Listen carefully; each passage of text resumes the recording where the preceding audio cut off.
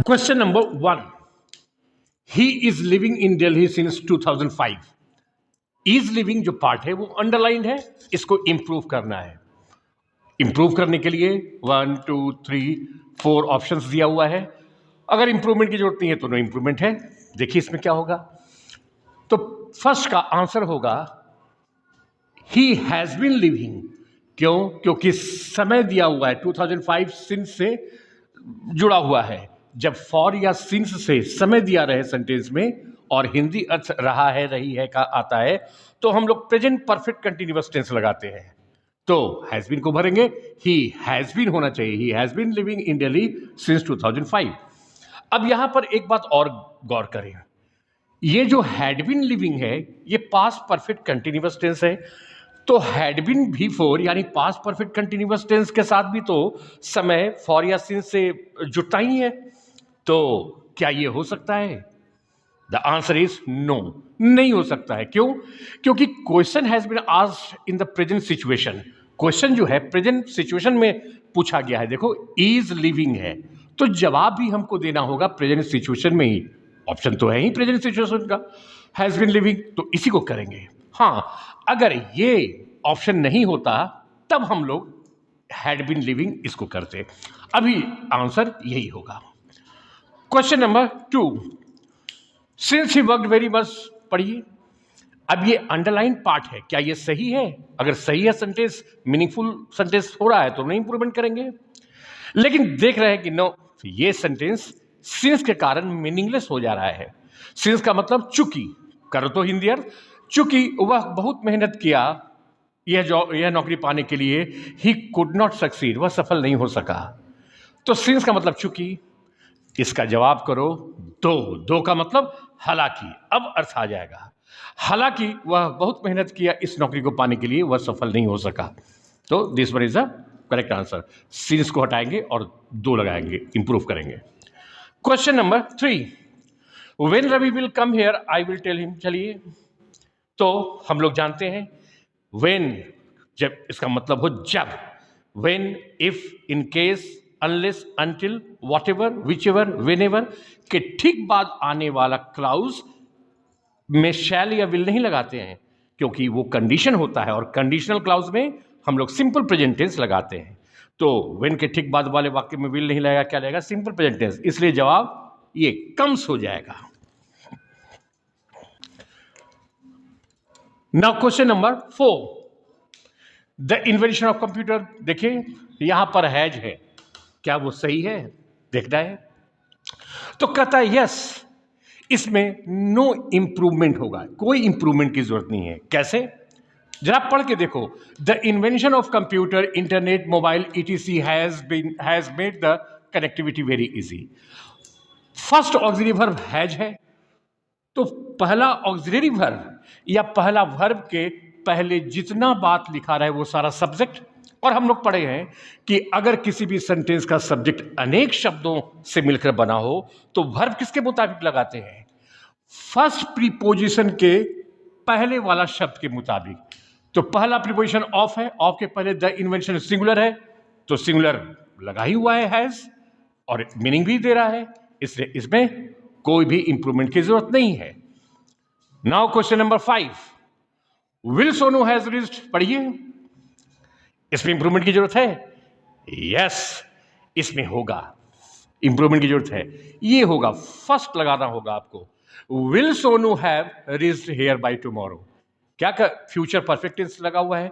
Future perfect tense में क्या होता है? सब्जेक्ट प्लस शैल विल, इन दोनों में से कोई एक, फिर हैव प्लस V3। तो क्वेश्चन होने के कारण तो विल बाहर चला आया, लेकिन हैव तो हैव ही रहता है। तो इसको हम लोग यूज करेंगे, इंप्रूव करेंगे। विल सोनू हैज की जगह विल सोनू हैव लिखेंगे। अब ऐसे भी तुम याद रखो, पूरे इंग्लिश में दूसरा ऑक्सिलरी वर्ब, जैसे इसमें क्या है, सब्जेक्ट सोनू है, सब्जेक्ट विल हैव, विल और ऑक्सिलरी वर्ब लगा हुआ है, तो दूसरा ऑक्सिलरी वर्ब हमेशा हैव ही होता है, चाहे कोई टेंस हो, कोई स्ट्रक्चर हो, कोई वॉइस हो। The second auxiliary verb remains have. In no situation have changes into has or had.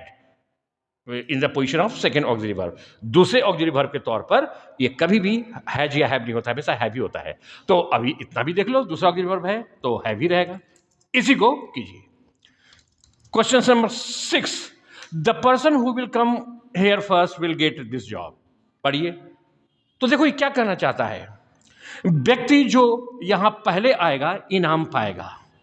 अब देखो हम लोग पढ़े थे, we always use the simple present tense in the conditional clause. Conditional clause में हमेशा हम लोग सिंपल प्रेजेंट टेंस लगाते हैं। तो पढ़ के देखो, व्यक्ति जो पहले यहां आएगा यह नौकरी पाएगा। तो नौकरी तो पाएगा, शर्त क्या है, जो पहले आएगा यानी हु विल कम, ये जो है कंडीशन है, शर्त है, और शर्त वाले पार्ट में हमेशा हम लोग सिंपल प्रेजेंट टेंस लगाते हैं, इसलिए विल कम को हटाइए और कम्स कीजिए। The person who comes here first will get this job. तो यही आंसर है। क्वेश्चन नंबर 7 में आ जाइए। Saket will have been reading here from 2027। अब जाए सेंटेंस पढ़ो। विल हैव बीन रीडिंग, कौन सा टेंस है ये, future perfect continuous tense, subject plus shall will दोनों में से कोई एक, फिर हैव, फिर बिन, उसके बाद भी फोर, यानी ये फ्यूचर परफेक्ट कंटिन्यूअस टेंस है। और फ्यूचर परफेक्ट कंटिन्यूअस टेंस में हम लोग सिंस नहीं लगाते हैं, पॉइंट ऑफ टाइम के पहले फ्रॉम लगाते हैं। तो ऑलरेडी फ्रॉम लगा हुआ है, नो इंप्रूवमेंट कीजिए, कोई इंप्रूवमेंट की जरूरत नहीं है। ये जो फ्रॉम लगा हुआ है बिल्कुल सही है, फ्यूचर परफेक्ट कंटिन्यूअस टेंस में फ्रॉम ही लगाते हैं, सिंस नहीं। Question number 8, he was heard the roaring of a lion. Underline part है, वॉज हर्ड, कौन सा ऑप्शन में से कौन सा होगा। तो जरा सोचो ये क्या कहना चाह रहा है, he was heard the roaring of a lion, वह एक शेर को रोरिंग सुना, यानी इसमें वर्ब क्या है, हर्ड, सुनना, हियर का V2 हुआ। अब ये क्या लगा हुआ है, वॉज V3, यानी सिंपल पास्ट टेंस का पैसिव वॉइस है।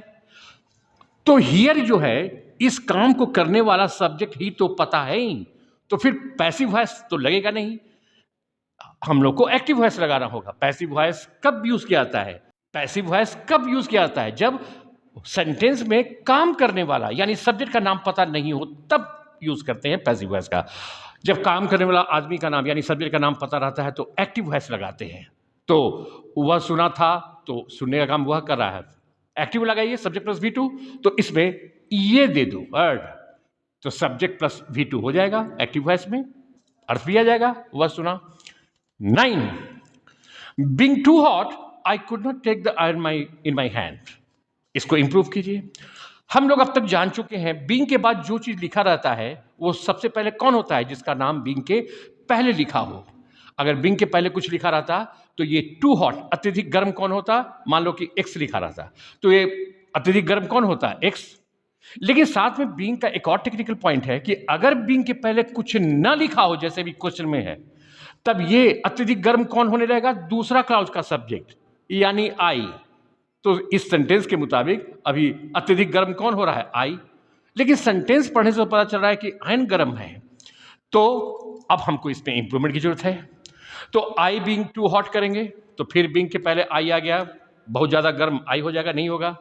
The iron being too hot, यही जवाब होगा।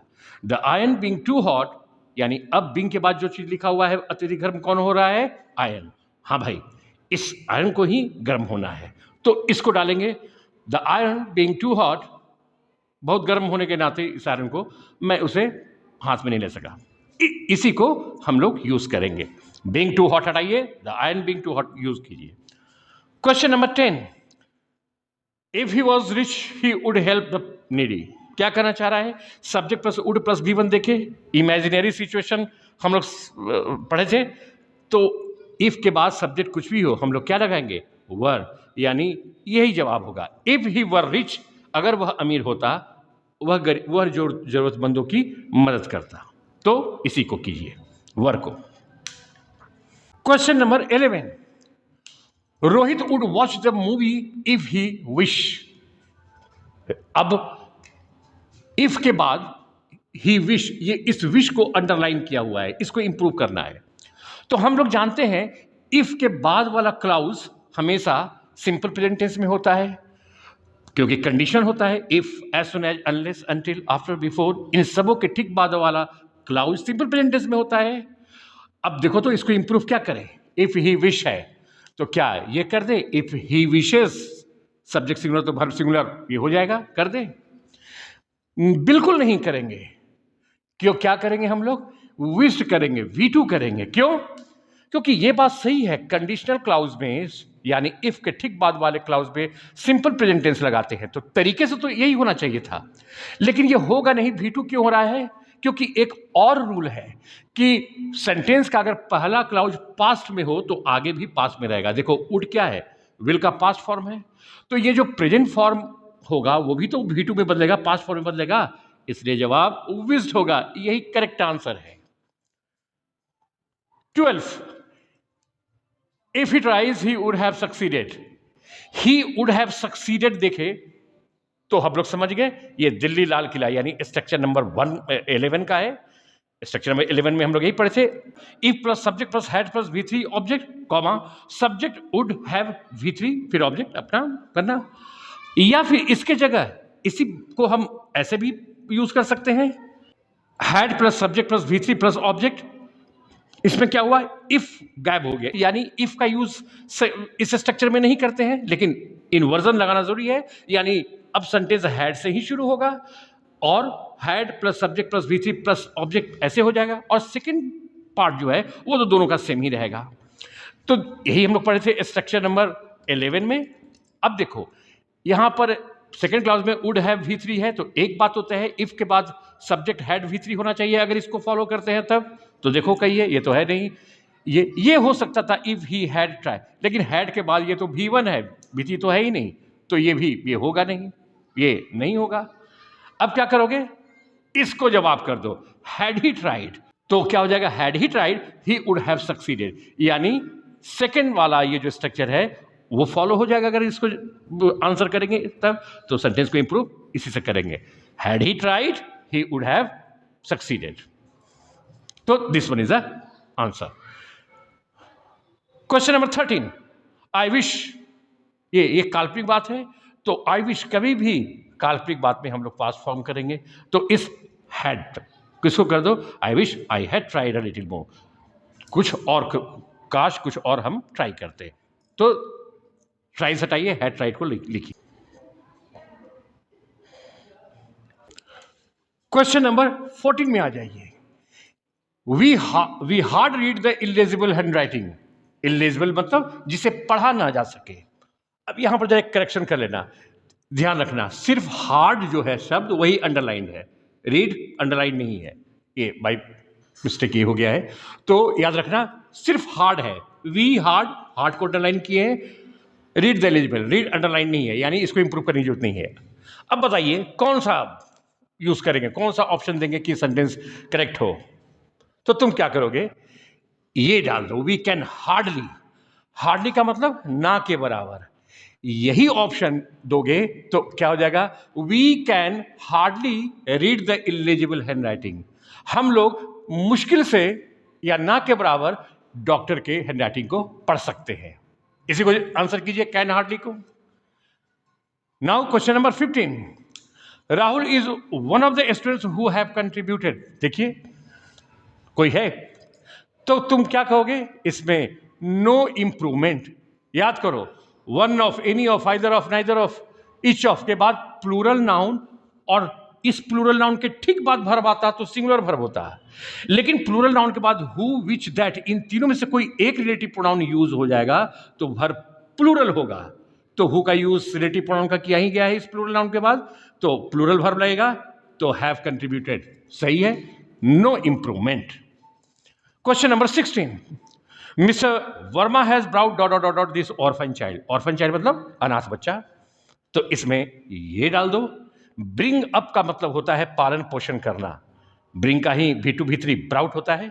Mister Verma has brought up this orphan child, अर्थ भी आ जाएगा, प्रेजेंट परफेक्ट टेंस पर बेस्ड हो जाएगा सेंटेंस। मिस्टर वर्मा इस अनाथ बच्चे की का पालन पोषण किए हैं, इसी को जवाब कीजिए। Question number 17, I as well as my friend dot dot going to enjoy picnic. बताइए, एज वेल एज से एक आई है और दूसरा माई फ्रेंड जुड़ा हुआ है। तो जब एज वेल एज से दो सब्जेक्ट जुटा रहता है तो वर्ब किसके मुताबिक? पहला सब्जेक्ट के मुताबिक होता है। यानी यहां पर पहला सब्जेक्ट क्या है? आई। तो आई के मुताबिक क्या करोगे? एम भरेंगे। तो इस फिल इन द ब्लैंक्स में एम भरेंगे। यही आंसर है। Question number 18, one of the best movie has been shown on. पढ़िए। अब अभी हम लोग बात किए हैं वन ऑफ के बाद हमेशा प्लूरल नाउन और सिंगुलर वर्ब लगता है। तो वन ऑफ के बाद बेस्ट मूवी, मूवी नाउन है, इसको प्लूरल होना चाहिए। तो क्या करोगे? ये कर दे मूवीज हैव? नहीं, ये नहीं होगा। क्यों? कि वन ऑफ के बाद प्लूरल नाउन तो आता है लेकिन वर्ब सिंगुलर होता है, ये तो प्लूरल है। क्या करोगे? ये कर दो। वन ऑफ के बाद प्लूरल नाउन आया और हैज बीन सिंगुलर वर्ब आया। तो this is the correct answer. क्या होगा? One of the best movies has been shown on the TV. Question number 19, Roshan could have miss the train if he dot dot dot briskly. कीजिए। तो इसमें कौन सा option भरोगे? अब देखो, कुड हैव V3 है, जो हम लोग स्ट्रक्चर नंबर 11 की बात अभी कर रहे थे। अगर तुम दिल्ली जाते तो तुम लाल किला देखते। If you had gone to Delhi you would have seen the red fort, ऐसे ही बोलते हैं। यानी इफ के ठीक बाद वाले क्लाउज में हैड V3 और दूसरे क्लाउज में वुड हैव V3 करते हैं। तो अगर तुम दिल्ली जाते तो लाल किला देखते, ऐसा अर्थ आता है। लेकिन अगर सेंटेंस ऐसे रहेगा कि अगर वह दिल्ली जाता तो वह लाल किला देख सकता था, देखता नहीं रहता, देख सकता था, तो वुड हैव V3 को कुड हैव V3 में कर देना और ऐसे बना देना, if he had gone to Delhi he could have seen the red Fort. तो यहां क्या है? Roshan could have miss the train. Roshan train को मिस कर सकता था, कुड हैव V3 जा सकता था कर देता है। रोशन ट्रेन को मिस कर सकता था, तो इफ के बाद वाले क्लाउज में हैड V3 दोगे ना। तो बताइए कौन सा जवाब कीजिएगा? क्या करें? हैड वॉक्ड कर दे, ब्रिस्कली का मतलब तेजी से, हैड वॉक्ड कर दें। इसको जरा देखो तो अर्थ आता है, रोशन ट्रेन को मिस कर सकता था अगर वह तेजी से चलता, तब तो नहीं, तेजी से चलता तो मिस कैसे करता? तो नो, हैड V3 तो है लेकिन मीनिंगलेस हो जा रहा है। इसको कर दो, हैड नॉट वॉक्ड, मीनिंग भी तो आना चाहिए, तब इसको डालोगे तो मीनिंग आ जाएगा। रोशन ट्रेन को मिस कर सकता था अगर वह तेजी से नहीं चलता, यानी हम लोग को निगेटिव चाहिए। इसी पार्ट में इसी को फिल करो। Question number 20, none of the employees dot dot given bonus. बताइए क्या होगा? तो none of the employees, one of, any of, either of, neither of के बाद प्लूरल नाउन और सिंगुलर वर्ब चाहिए। तो सिंगुलर तो ये है नहीं, ये भी है नहीं। अब ये क्या है? वॉज, यही सिंगुलर है, तो यही जवाब होगा। अब तुम कहोगे कि हैड भी तो यूज कर सकते हैं। इस हैड को तो सिंगुलर प्लूरल से कोई लेना देना है नहीं, तो इसको भी तो डाल सकते हैं। तो चला हैड को यूज करके देखो, फिल करके देखो इधर, none of the employees had given bonus. अर्थ क्या आ जाएगा?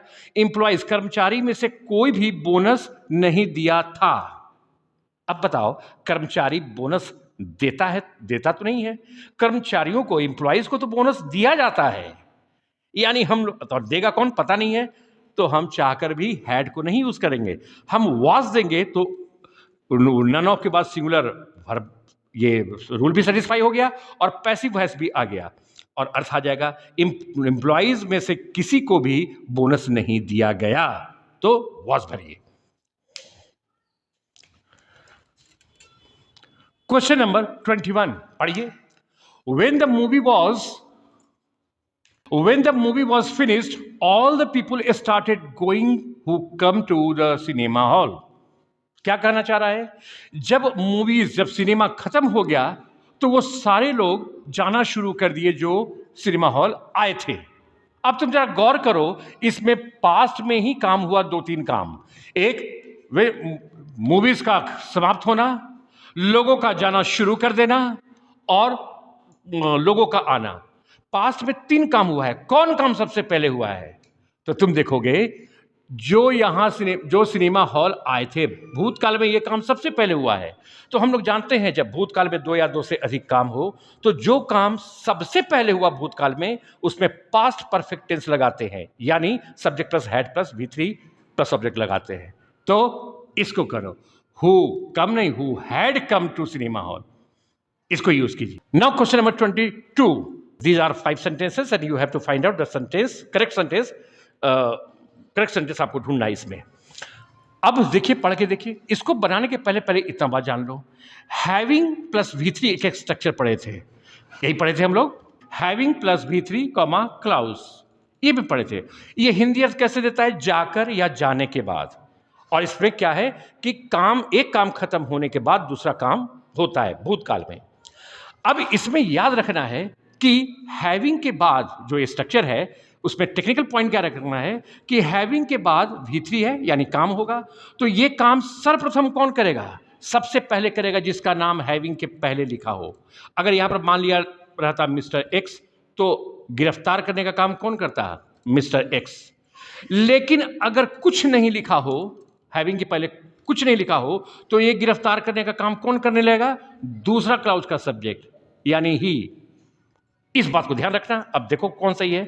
तो कहता है कि having arrested he was taken to jail. गिरफ्तार करने के बाद उसे जेल ले जाया गया पुलिस के द्वारा. तो हैविंग के बाद कौन सा काम है? अरेस्टेड है. अब हैविंग के पहले तो कुछ लिखा हुआ नहीं है, यानी ये गिरफ्तार करने का काम कौन करेगा? ही, दूसरा क्लाउज का सब्जेक्ट. तो गिरफ्तार करने का काम ही तो कर ही नहीं सकता है, क्योंकि he was taken to jail, उसको तो जेल ले जाया गया. गिरफ्तार करने का काम तो पुलिस करेगी, तो ये गलत. इसको देखो, ही having arrested the police took him. तो अब हैविंग के बाद V3 है. हैविंग के पहले जब कोई शब्द आ गया तो अब गिरफ्तार करने का काम कौन करेगा? ही. तो अब ही तो गिरफ्तार कर नहीं सकता है, गिरफ्तार तो पुलिस ही करेगी. जैसे ही हैविंग के पहले कुछ लिखा जाए तो इधर से कनेक्शन टूट जाएगा, दूसरे क्लाउज के सब्जेक्ट से कोई लेना देना नहीं. ये काम कौन करने लगेगा? हैविंग के पहले जिसका नाम लिखा हो सो वही काम करने लगेगा. तो ही तो गिरफ्तार करेगा नहीं, ये भी गलत. पुलिस को गिरफ्तार करना है. इसमें आ जाओ, हैविंग ही, अरे तो मेरा हैविंग के बाद V3 नहीं आता. Having plus subject plus V3 होता ही नहीं. खत्म करो इसको. Having arrested the police he was taken to jail. अब ये तो क्या हुआ? इस वर्ब के बाद ये ऑब्जेक्ट आ गया, यानी हैविंग के बाद काम कौन है? काम कौन करेगा? इसके पहले तो हैविंग के पहले कुछ नहीं लिखा हुआ, यानी गिरफ्तार करने का काम ही करेगा. तो कहता है गिरफ्तार करने के बाद, और यहां पुलिस को देखिए क्या किया है, अरेस्ट के बाद पुलिस लिखा हुआ है. वर्ब के बाद तो हमेशा ऑब्जेक्ट ही लिखा जाता है, यानी गिरफ्तार करने का असर पुलिस पर पड़ा. तो अर्थ क्या निकल जाएगा? पुलिस को गिरफ्तार करने के बाद he was taken to jail. गलत. ये काम अरेस्ट करने का काम ही किया ही नहीं. सेंटेंस में पुलिस पर पढ़ ही नहीं रहा है, ये भी नहीं होगा. क्या करोगे? Having arrested the police took him to jail. Having के बाद काम क्या है? V3, और इसके पहले कुछ नहीं लिखा हुआ है, तो गिरफ्तार करने का काम कौन करेगा? दूसरा क्लाउज का सब्जेक्ट यानी द पुलिस. बिल्कुल सही, गिरफ्तार पुलिस ही करेगी. तो गिरफ्तार करने के बाद the police took him to jail, police उसे जेल ले गई. सही बात है, पुलिस ही जेल ले जाएगी उसे, यानी E. This is the correct sentence. तो इस टेक्निकल एस्पेक्ट्स को ध्यान में रखना. Question number 23. Unless he doesn't live there, बताइए. तो इंप्रूव कीजिए. डजंट लिव को क्या करोगे? तो हम याद करो, if, as soon as, unless, until, till, इन सबों के ठीक बाद वाले क्लाउज में क्या लगाते हैं? Simple present tense. तो क्या करोगे? देखो तो, ये कर दें simple present tense, he lives हो जाएगा तो सही हो जाएगा. देखो तो ये करके देखते हैं, सही हो जाएगा? बिल्कुल नहीं, ये भी नहीं होगा. क्यों? आगे देखो क्वेश्चन में वुड लिखा हुआ है. वुड यानी विल का पास्ट फॉर्म है, तो कायदे से, तरीके से तो यही होना चाहिए, लेकिन चूंकि पास्ट फॉर्म में है ये सेकंड क्लाउज, विल का पास्ट फॉर्म वुड होता है, तो पिछला क्लाउज जो है उसको भी तो पास्ट फॉर्म में रहना होगा. जब फर्स्ट क्लाउज पास्ट में है तभी तो आगे वाला क्लाउज पास्ट में होगा. तो पास्ट करने के लिए लेफ्ट, ये जवाब करो, ये नहीं, लिप्स नहीं. Correct answer is left. ऐसा क्यों किए? इस वुड के कारण हो गया. Question number 24. Rohit took out 10 5 रुपी नोट्स.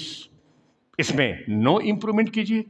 नोट्स नाउन है तो इसी में प्लूरल लगा हुआ है. कितना? क्योंकि 10 है. जब 10 नोट्स है तो नोट में एस लगेगा ही. हाँ, 5 या रुपी में अगर एस लगा रहा था तब गलत हो जाता. तो no improvement is required. Question number 25 में आ जाइए. Heavy rainfall has raise the level of water. अब याद करो, दो चीज हम लोग पढ़े थे. पहला एक है राइज. राइज का मतलब उठना, स्वयं उठना, स्वयं उठना. उसका V2 रोज और V3 rise in.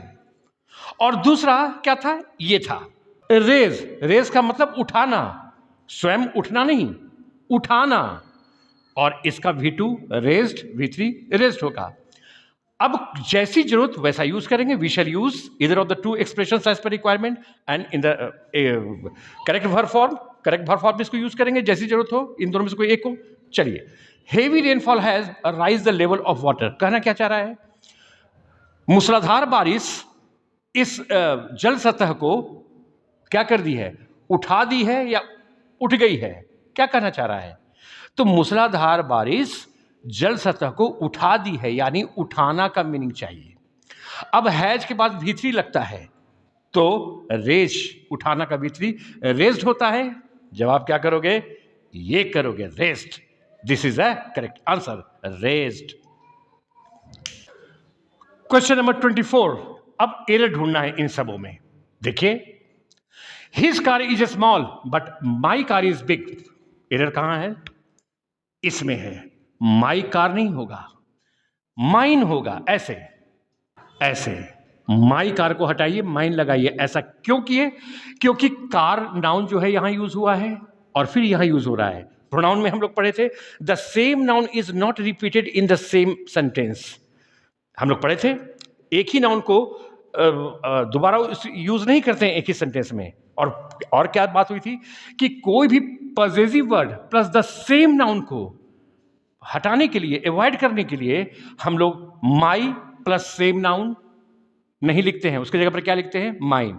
Your plus same noun नहीं लिखते हैं, योर्स लिखते हैं। तो इस तरीके से, तो अभी माई plus possessive word plus same noun है, उसको हटाएंगे और माइन लिखेंगे। तो यही एरर है। Now question is question number 25। Jury was unanimous on this issue. Unanimous का मतलब एक मत।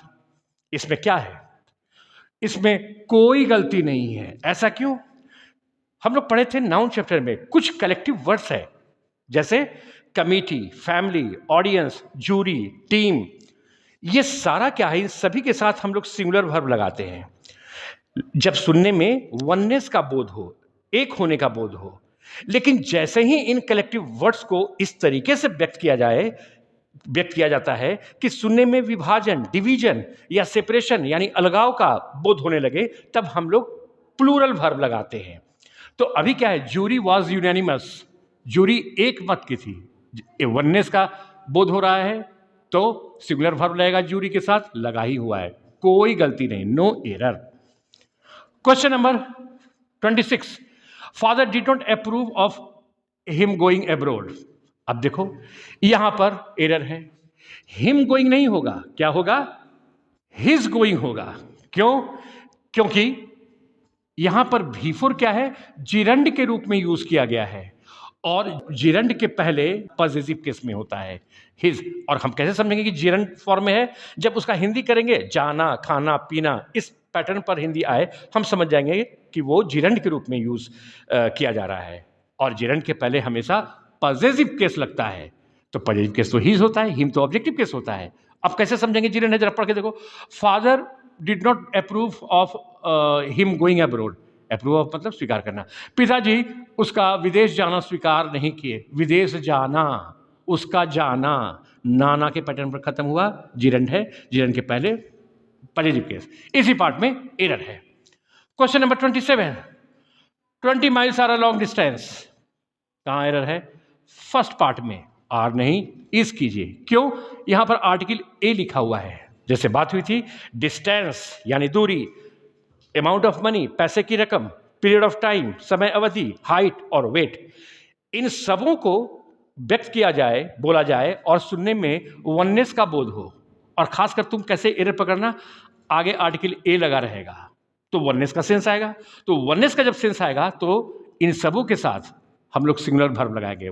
इन सबों के साथ का मतलब समय अवधि, पैसे की रकम, ऊंचाई। हाँ, तो यहां पर आर नहीं इज कीजिए। अगर यही आर्टिकल ए गायब रहता तो फिर ये ठीक था। वो क्वेश्चन पढ़ के देखना भी देख लेना। तो इसी में एरर है। 31। Both the Gita as well as the Bible. क्या ज्यादा बात करना, बोथ के बाद एज वेल एज लगता ही नहीं है, क्या लगता है, एंड लगता है। तो एज वेल एज को हटाइए और एंड लिखिए। रूल है, बोथ के बाद एज वेल एज नहीं बल्कि एंड लगाते हैं। इसी पार्ट में एरर है। 32 आ जाइए। It is time we make, ज्यादा कुछ नहीं बात करना है। इट इज टाइम या इट इज हाई टाइम, इसके बाद हमेशा हम लोग सिंपल पास्ट टेंस लगाते हैं। तो क्या हो जाएगा, वी मेक नहीं, क्या करोगे, मेड, ऐसे ऐसे मेड। इट इज टाइम के बाद हमेशा सब्जेक्ट प्लस V2 लगाते हैं। इसी पार्ट में एरर है। 33 Peter was confined to his room while Nancy availed of the opportunity. देखो तो याद करो, अवेल के बाद हम लोग क्या लगाएंगे, एक रिफ्लेक्सिव प्रोनाउन लगाएंगे। नैन्सी के लिए गर्ल है तो इसको हरसेल्फ लगा देंगे, ऐसे ऐसे। Nancy availed herself of the opportunity होगा, यानी अवेल्ड के बाद रिफ्लेक्सिव प्रोनाउन हरसेल्फ रहेगा। रूल याद करो। कुछ वर्ब्स है जिसके बाद हमेशा हम लोग रिफ्लेक्सिव प्रोनाउन लगाते हैं। कौन कौन सा वर्ब था वो, enjoy, absent, avail, boast, BOAST, boast का मतलब डिंग हकना, एवेंज बदला लेना। इन सबों के बाद हमेशा हम लोग एक रिफ्लेक्सिव प्रोनाउन लगाते हैं। यहां लगा अवेल के बाद, इसी पार्ट में एरर है। 34 Mr. Verma always speaks irrelevant things and acts in an improper manner, so we consider him as, चलिए, कंसीडर के बाद एज लगता ही नहीं है, इस एज को हटाइए। क्यों, हम लोग रूल पढ़े थे, कुछ वर्ब्स के साथ हम लोग एज लगाते ही नहीं है। क्या क्या था, call, consider, name, select, elect, appoint, इन सभी के साथ हम लोग एज लगाते ही नहीं है, तो कंसीडर के बाद एज नहीं लगा, इसी पार्ट में एरर है। 35 the convener and secretary of the federation club are, ये आर नहीं होगा, इज होगा। क्यों, फर्स्ट ऑक्सिलरी वर्ब है, इसके पहले सारा सब्जेक्ट। अब यहां देखो, द कन्वेनर एंड सेक्रेटरी, जब इसके पहले भी दी लगा रहा था, आर्टिकल लगा रहा था, तब हम लोग समझते कन्वेनर अलग व्यक्ति है और सेक्रेटरी अलग व्यक्ति है। दोनों के पहले अगर आर्टिकल लगा रहे तब हम लोग अलग अलग नाउन समझेंगे, और जब दो अलग अलग नाउन हो जाएगा तो वर्ब प्लूरल होगा। लेकिन अगर सेकेंड नाउन के पहले कोई आर्टिकल नहीं लगा हुआ हो, जैसे अभी नहीं लगा हुआ है, तो हम क्या समझेंगे, एक ही व्यक्ति कन्वेनर भी है और सेक्रेटरी भी है। जब व्यक्ति एक है यानी सिंगुलर, सिंगुलर है तो आर क्यों, इस कीजिए, इसी पार्ट में एरर है। Question number 36 my teacher gave me several advices, advice कभी प्लूरल होता ही नहीं है, एडवाइस कीजिए। हम लोग पढ़े थे कुछ नाउन्स है जो हमेशा सिंगुलर होता है। क्या क्या था, poetry, advice, information, apparatus, equipment, soap, बहुत था, लगेज, सीनरी, फूड, ये सारा हमेशा इसमें सिंगुलर होता है, इसमें एस लगाकर प्लूरल नहीं बनाते हैं। एडवाइसेस नहीं, एडवाइस, इसी में एरर है। क्वेश्चन नंबर 37 पढ़िए। अविनाश वॉज एड्रेसिंग, एड्रेस का मतलब संबोधित करना, एड्रेस जब नाउन रहता है तब इसका मतलब होगा पता, और एड्रेस जब वर्ब के रूप में यूज करते हैं तो इसका मतलब संबोधित करना। Avinash was addressing all the students of the college as if he was a big leader. क्या कहना चाह रहा है कि अविनाश संबोधित कर रहा था सभी विद्यार्थियों को, इस कॉलेज के सभी विद्यार्थियों को, एज इफ, देखो तो एज इफ का मतलब मानो कि वह बहुत बड़ा लीडर हो।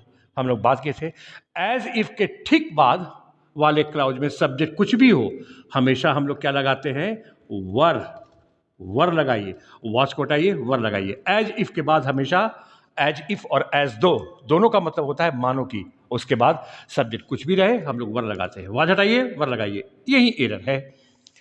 38 में जरा करेक्ट कर लो, इस बट को हटा दो, इसकी कोई जरूरत नहीं है। अब आइए क्वेश्चन नंबर 38 में, when I went to Anand he did not help me financially but his brother gave me his all coins, ऐसा कुछ है। तो इसमें क्या है, उसका भाई मुझे सारा कॉइन्स दे दिया, इसी में एरर है। हिज ऑल कॉइन्स नहीं होगा, क्या होगा, ऑल हिज कॉइन्स होगा। हिज ऑल कॉइन्स को के जगह पर ऑल हिज कॉइन्स होगा। ऐसा क्यों, क्योंकि हिज क्या है, एक पॉजिटिव वर्ड है। तो हम लोग पढ़े थे कि एक पॉजिटिव वर्ड या एक डेमोन्स्ट्रेटिव वर्ड कहां लिखा जाता है, जिस नाउन के लिए यूज हो रहा है, प्रयोग हो रहा है, उसके ठीक पहले। तो ये पॉजिटिव वर्ड हिज का यूज किसके लिए हो रहा है, ही जी कॉइन्स के लिए यूज हो रहा है, तो कॉइन्स के ठीक पहले हम लोग पजेसिव वर्ड लगाएंगे। इसी पार्ट में एरर है। 39 पढ़िए। I was instructed to the office between, यहीं पर एरर है। बिटवीन के बाद टू नहीं लगाते हैं, एंड लगाते हैं। टू हटाइए, एंड लगाइए। Question number 40, a series of matches was played. तो क्या है इसमें, क्या करोगे? No error. ऐसा क्यों? कुछ नाउन, याद करो नाउन चैप्टर, कुछ नाउन्स होता है जो सिंगुलर भी होता है और प्लूरल भी होता है। उसमें क्या क्या था? Ship, deer, wages, salmon, series, species, ये सब था। यानी सीरीज सिंगुलर भी है और प्लूरल भी है। तो वर्ब कैसा लगेगा? एज पर रिक्वायरमेंट, जरूरत के मुताबिक। फर्स्ट प्रीपोजिशन ये है, तो जैसे पहला अवधि भर के पहले ये सारी बात हो गया, तो यही सब्जेक्ट है। और वर्ब किसके मुताबिक लगाते हैं? फर्स्ट। अगर किसी भी सेंटेंस का सब्जेक्ट एक से अधिक शब्दों का मिलकर बना हो तो वर्ब किसके मुताबिक लगाते हैं? फर्स्ट प्रीपोजिशन के पहले वाला शब्द के मुताबिक। अब ये सीरीज तो सिंगुलर और प्लूरल दोनों होता है, और वर्ब इसी के मुताबिक लगना है, इसी के अनुसार लगना है, सीरीज के अनुसार। तो वॉज लगेगा या वर लगेगा? अब यहां देखो, सीरीज के पहले आर्टिकल ए लिखा हुआ है, तो ए मतलब वन। तो चूंकि ए के कारण हम समझ गए कि इसको सिंगुलर के शेप में इसको यूज किया गया है, सिंगुलर के रूप में इसको यूज किया गया है सीरीज को, तो वॉज लगाएंगे। वॉज लगा ही हुआ है, तो क्या करोगे? कोई गलती नहीं, no error. 41, Rohit is senior and smarter than Vivek in respect. अब जरा देखो, पढ़ के देखिए क्या कहना चाह रहा है। रोहित सीनियर और ज्यादा स्मार्ट है विवेक से, यानी रोहित की कंपैरिजन किससे की जा रही है? विवेक के लिए, विवेक से। तो दो है तो कंपैरेटिव डिग्री लगेगा, तो स्मार्टर लगा हुआ है, ठीक है। अब स्मार्टर के लिए तो देन ठीक है, सीनियर के साथ तो देन लगेगा नहीं। सीनियर के साथ हम लोग क्या लगाते हैं? टू। तो सीनियर के बाद टू लगाना होगा, क्योंकि दो व्यक्तियों के बीच कंपैरिजन जब कर रहे हैं तो स्मार्टर को देन चाहिए और सीनियर को टू चाहिए। दोनों को अलग अलग चाहिए शब्द, तो अलग अलग देंगे। हाँ, अगर यहां पर कुछ ऐसा शब्द होता कि इसको भी और स्मार्टर को भी देन ही चाहिए तो बस ये ठीक था, लेकिन अभी तो सीनियर को टू चाहिए और स्मार्टर को देन चाहिए। तो फर्स्ट पार्ट में एरर है, सीनियर के ठीक बाद टू लिखना जरूरी है, होना चाहिए Rohit is senior to and smarter than Vivek in respect of. अब याद है ना, senior, junior, inferior, posterior, prior, prefer, इन सबों के साथ कंपैरिजन करते समय टू लगाते हैं, देन नहीं। तो इसी में एरर है, देखो। Question number 42, every species of tiger needs to be preserved. अब क्या है? नीड में एस लगा हुआ, यानी ये सिंगुलर वर्ब है। एवरी स्पेसीज, स्पेसीज सिंगुलर भी होता है, प्लूरल भी होता है, जैसे भी बात हुई। अब स्पेसीज के पहले क्या लिखा हुआ है? एवरी। एवरी के साथ हमेशा सिंगुलर नाउन लगता है, एवरी के साथ हमेशा सिंगुलर नाउन लगता है और सिंगुलर वर्ब लगता है। तो एवरी के बाद स्पेसीज को हम सिंगुलर मानेंगे। स्पेसीज तो सिंगुलर प्लूरल दोनों होता है, हम लोग कैसे क्वेश्चन में समझेंगे कि सिंगुलर है या प्लूरल है? चूंकि इसके पहले एवरी लिखा हुआ है और एवरी के बाद हमेशा सिंगुलर नाउन और सिंगुलर वर्ब ही आता है, तो इस एवरी के कारण हम लोग समझ गए कि इसे अभी सिंगुलर के रूप में यूज किया गया है।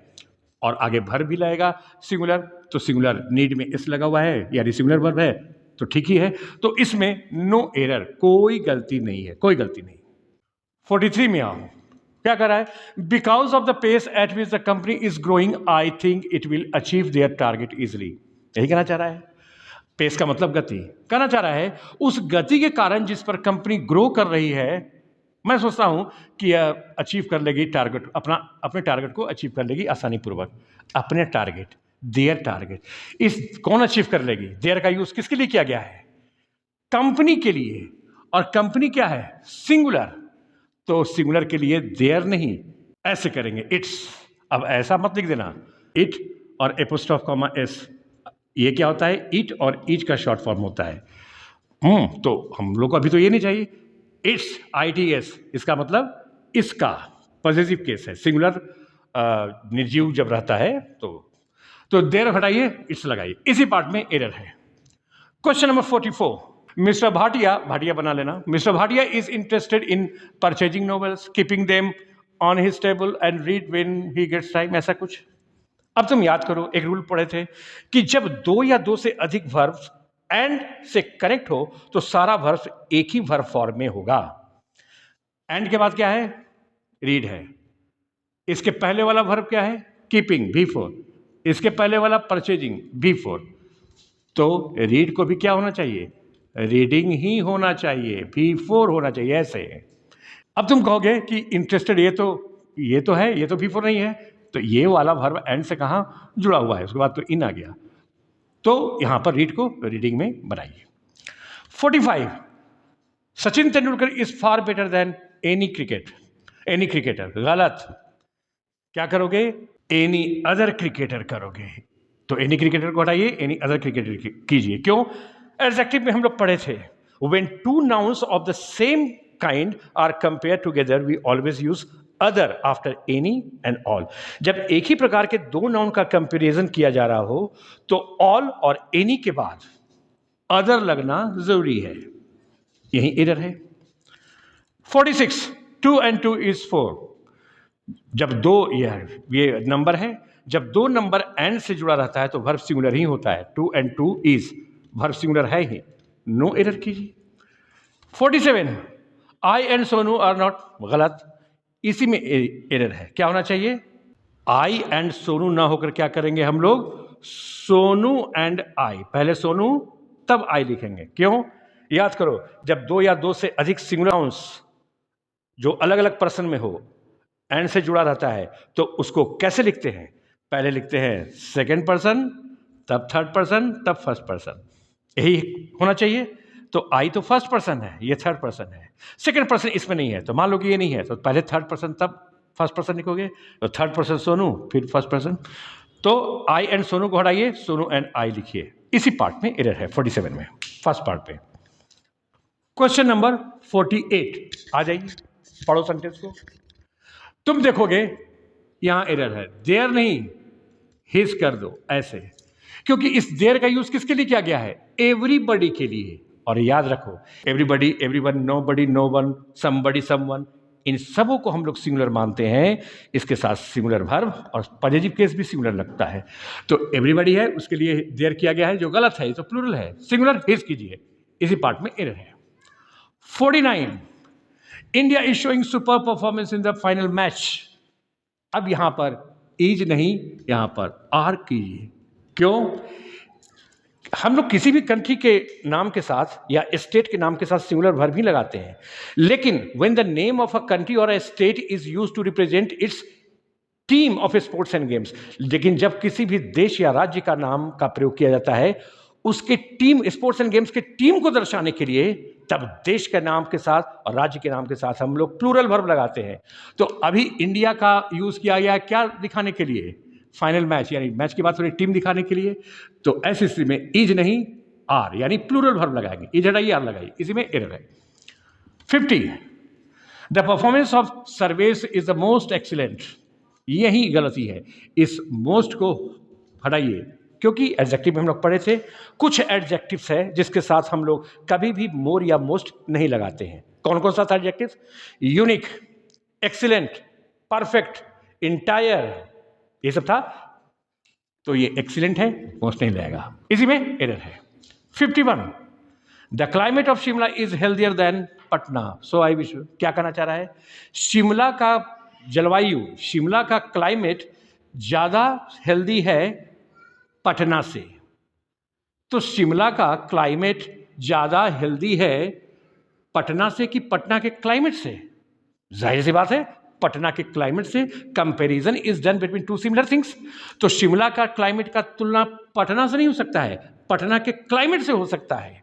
तो कायदे से होना चाहिए than the climate of Patna, ऐसे होना चाहिए, ऐसे ही होना चाहिए ना।